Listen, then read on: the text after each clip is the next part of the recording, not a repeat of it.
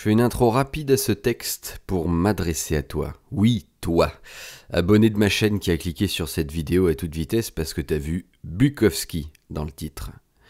Je voulais te dire 3 choses.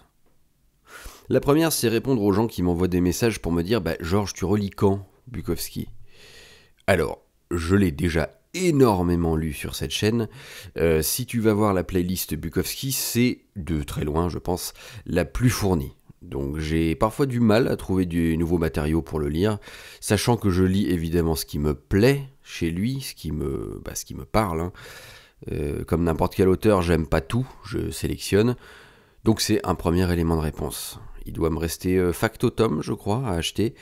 Peut-être ses correspondances complètes, mais bon, j'ai déjà lu plein d'extraits de Sur l'écriture qui sont déjà des correspondances. La seconde, c'est que je dois être honnête, j'adore lire Bukowski, mais comme tout interprète, que ce soit de théâtre, de cinéma ou autre, je suis capable de l'incarner de temps en temps.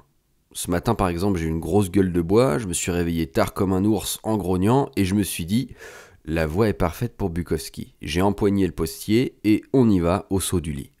Ça donne le résultat que vous entendez juste après. Mais le reste du temps, j'ai pas forcément cette capacité à donner ce genre de performance, soit que ma voix fonctionne pas aussi bien, ou mon état d'esprit, etc. Donc ça reste une performance lue, une facette de moi. Et la dernière, c'est que j'ai conscience que tu t'es peut-être abonné à cette chaîne en te disant « J'aime son boulot sur Buck, je clique sur les vidéos de Buck et le reste, bof ».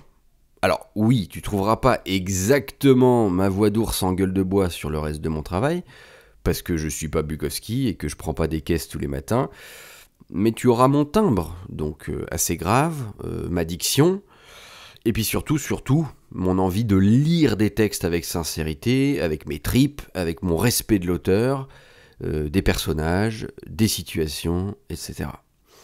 Je suis exigeant quand je mets en voix, je travaille le texte au corps.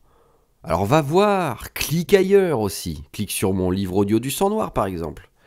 Écoute, c'est bien écrit, c'est vivant, c'est incarné. Et la poésie de la misère, que tu trouves chez Bukowski par exemple, tu la trouveras un peu aussi là-bas. Merci de prêter l'oreille, et maintenant on va disserter sur les trous du cul d'escargot.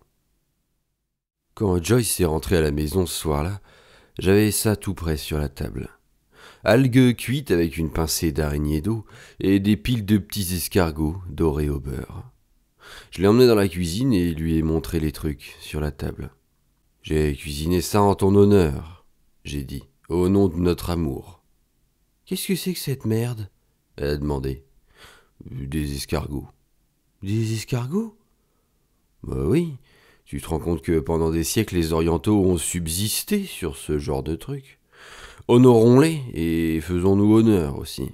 C'est frit au beurre. » Joyce est entrée et s'est assise. J'ai commencé à me jeter des escargots dans le bec. Bon Dieu, ils sont bons, baby. Essaye-en un. Joyce a avancé sa fourchette et en a mis un dans sa bouche, tout en regardant les autres sur son assiette. J'ai enfourné une grosse bouchée de délicieuses algues. C'est bon, hein, baby? Elle mâchait l'escargot qu'elle avait dans la bouche. Doré au beurre. J'en ai pris quelques-uns avec mes doigts et me les suis jetés dans la bouche. Les siècles sont de notre côté, bébé. On peut pas se tromper. Finalement, elle a avalé le sien. Ensuite, elle a examiné les autres dans son assiette. Ils ont tous ces minuscules petits trous du cul. C'est horrible, horrible. Qu'est-ce qu'il peut y avoir d'horrible dans des trous du cul, baby?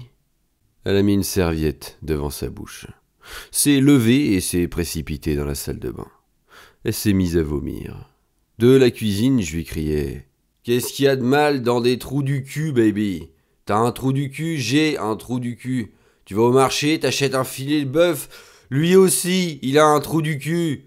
Les trous du cul couvrent la terre entière. D'une certaine manière, les arbres ont des trous du cul. Seulement, tu peux pas les voir, ils lâchent seulement leurs feuilles. Ton trou du cul, mon trou du cul, le monde est plein de billions de trous du cul. Le président a un trou du cul, le laveur de voiture a un trou du cul, le juge et l'assassin ont un trou du cul. Même l'épingle violette a un trou du cul. Oh, arrête, arrête. Elle a encore dégobillé.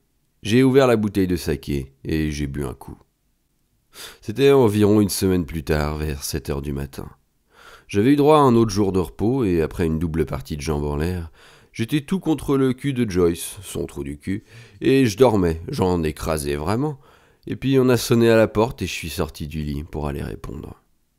C'était un petit homme avec une cravate. Il m'a fourré des papiers dans la main et il s'est sauvé. C'était une citation en divorce. Adieu, les millions. Mais j'étais pas en rogne parce que de toute façon, ces millions, j'avais jamais attendu après. J'ai réveillé Joyce. Tu aurais pas pu me réveiller à une heure plus décente?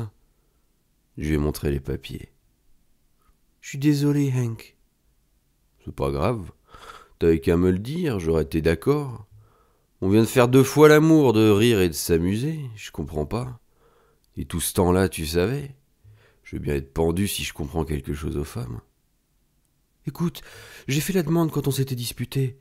J'ai pensé, si j'attends de me calmer, je le ferai jamais. Bon, ok, bébé, j'admire une femme qui est honnête. C'est l'épingle violette? C'est l'épingle violette, elle a dit. Je me suis marré. C'était un rire plutôt triste, je dois l'admettre, mais c'est quand même sorti. C'est facile de dire ça maintenant, mais tu vas en chier avec lui. Je souhaite bonne chance. Tu sais que j'ai aimé beaucoup de choses chez toi et c'était pas entièrement ton argent. Elle s'est mise à pleurer dans l'oreiller sur le ventre, secouée de partout. Juste une petite fille de la province, gâtée et paumée. Elle était à chialer, secouée, et c'était pas du flan. C'était terrible.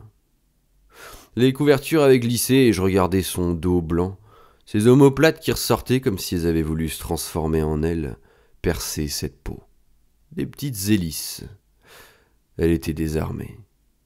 Je me suis mis au lit, je lui ai caressé le dos, je l'ai caressé, je la calmais. Et puis elle a éclaté de nouveau. Oh Hank, je t'aime, je m'en veux tellement, je m'en veux tellement, tellement, je m'en veux tellement. Elle dérouillait vraiment. Au bout d'un moment, j'ai commencé à avoir l'impression que c'était moi qui demandais le divorce.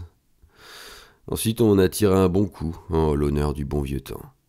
Je lui ai laissé la baraque, le chien, les mouches, les géraniums.